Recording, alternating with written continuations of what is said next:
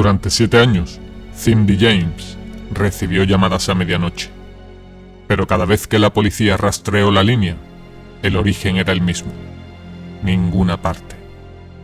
Las amenazas aumentaron, los ataques también, y sin embargo, nadie vio jamás al hombre que la seguía.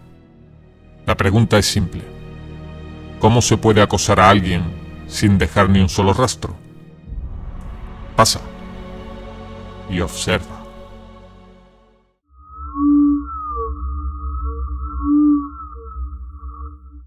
Cindy James apareció muerta el 8 de junio de 1989, tendida en un pequeño pasillo exterior detrás de una casa en Richmond. Era un lugar estrecho, frío, sin tránsito, como si hubiera sido elegido precisamente porque nadie pasaría por allí. Tenía las manos atadas a la espalda, los tobillos también, y una cinta adhesiva cubriéndole la boca. Alrededor de su cuello, una media negra funcionaba como una cuerda improvisada. Su ropa estaba intacta, su cartera tirada a un lado, y su cuerpo mostraba sedación profunda con múltiples fármacos. Sin embargo, no había señales de lucha visibles, y aún así, la escena no transmitía en absoluto la idea de un colapso accidental. Parecía colocada, organizada, expuesta. La policía habló de suicidio desde el primer momento, de una combinación de drogas, confusión y un posible estado psicológico deteriorado. Pero cualquiera que permaneciera frente a aquel cuerpo más de unos segundos sabía que algo no cuadraba. Cindy no estaba en una postura natural, ni en un lugar lógico, ni con ataduras que una persona pudiera hacerse a sí misma.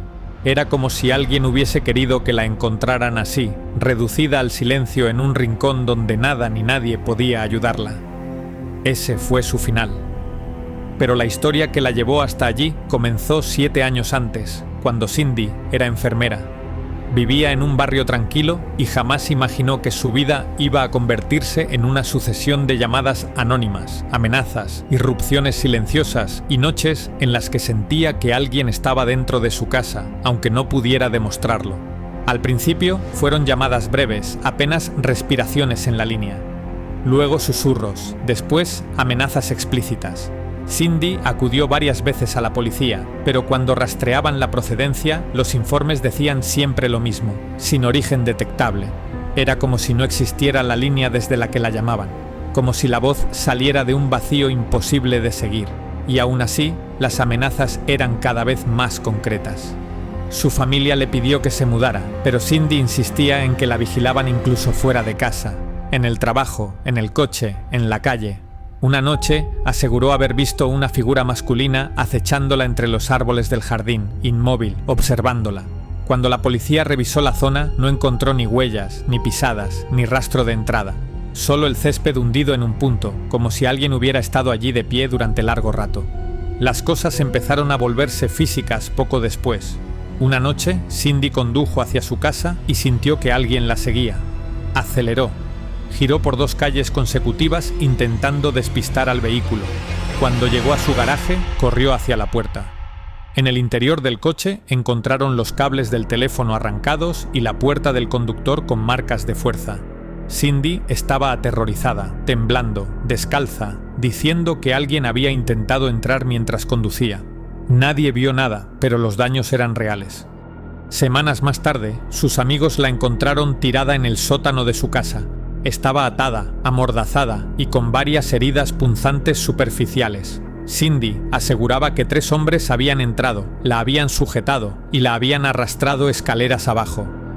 Dijo que no recordaba sus rostros, pero sí el olor que desprendían. Un olor metálico, dulce, como cable quemado o maquinaria sobrecalentada.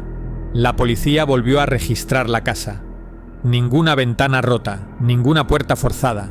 Nada fuera de lugar salvo Cindy, atada de una forma que haría extremadamente difícil, si no imposible, que lo hubiera hecho sola.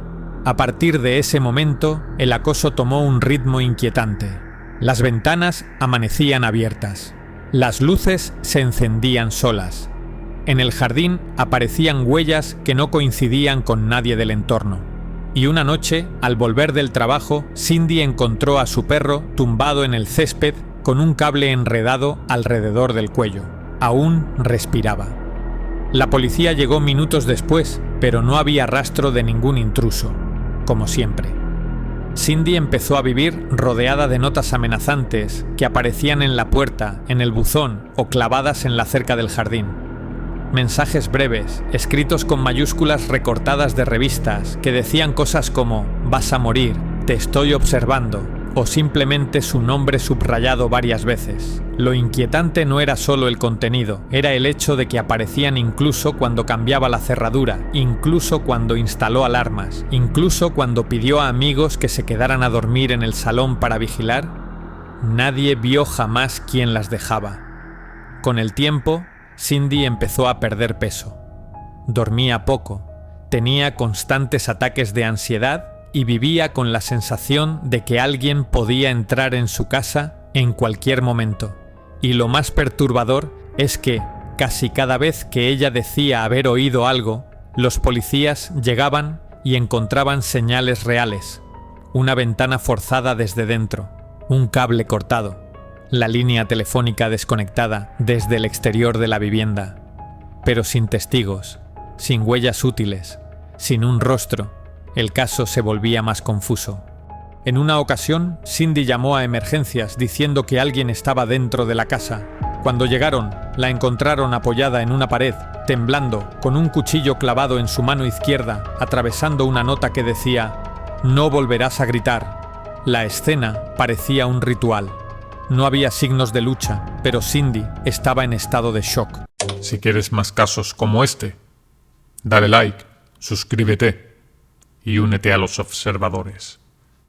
Continuemos con el caso. En el hospital, dijo que un hombre la había sujetado y la había inmovilizado contra la pared, pero que no pudo verle la cara, que llevaba guantes, que respiraba muy cerca, que sabía exactamente cómo moverse sin hacer ruido. La policía empezó a dudar seriamente. Algunos oficiales pensaban que Cindy estaba inventándolo, otros que estaba siendo víctima de alguien extremadamente cuidadoso. Y lo peor es que para entonces Cindy ya había empezado a reconocer un patrón. Siempre que intentaba rehacer su vida, siempre que pasaba unos días tranquila, aparecía un nuevo ataque, como si alguien no quisiera permitirle volver a sentirse a salvo. En 1988, un año antes de su muerte, Cindy desapareció durante más de 2 semanas. Su coche apareció en un aparcamiento. Dentro había sangre, objetos esparcidos por el asiento trasero y una mezcla de artículos personales que parecían colocados para confundir. Cindy fue encontrada finalmente en una cuneta, lejos de allí, atada, desorientada, con zapatos que no eran suyos y marcas de ataduras antiguas en las muñecas. Había sido drogada con barbitúricos. Cuando despertó, dijo que recordaba voces, que la habían llevado en un vehículo, que la habían mantenido inmóvil. Pero todo era difuso, como si alguien la hubiera mantenido en un estado de semi-inconsciencia durante días. Tras ese episodio, la policía presionó para que ingresara en un centro psiquiátrico. Tal vez está generándolo ella misma, dijeron algunos. Pero el personal médico no llegó a una conclusión firme. Cindy alternaba momentos de absoluta coherencia con otros en los que parecía perdida. Y aún así, cada vez que la policía revisaba su casa, había señales físicas que ella no podría haberse provocado sola sin dejar rastros de manipulación. Durante sus últimas semanas de vida, Cindy le confesó a sus allegados algo que nunca había dicho en voz alta. «Sé quién es. No puedo decirlo. Si lo hago, me matará». Esa frase quedó registrada en más de una conversación, pero jamás reveló el nombre. El día que desapareció por última vez, Cindy había ido a comprar comida y regalos. Tenía planes, tenía compromisos. No había señales de una crisis emocional.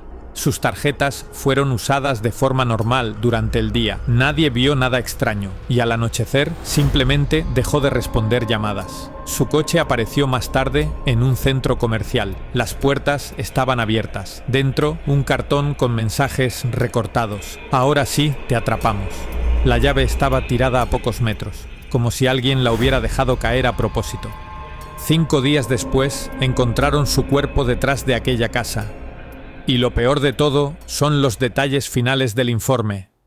Cindy tenía en sangre una mezcla tan alta de morfina, diazepam y otros sedantes que no habría podido caminar, hablar, sostener un objeto ni atarse las manos.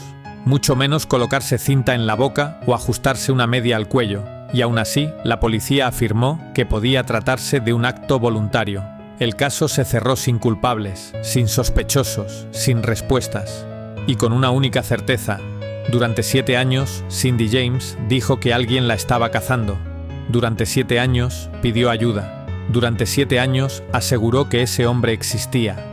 Si tenía razón, entonces hay alguien ahí fuera que logró entrar, salir, drogar, inmovilizar y vigilar a una mujer durante años, sin que la policía pudiera atraparlo ni una sola vez.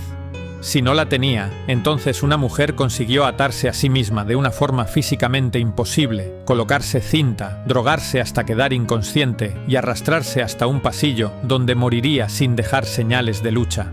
Las dos opciones son igual de inquietantes, y ninguna explica por qué Cindy dijo hasta el último día que él seguía ahí. Esperando.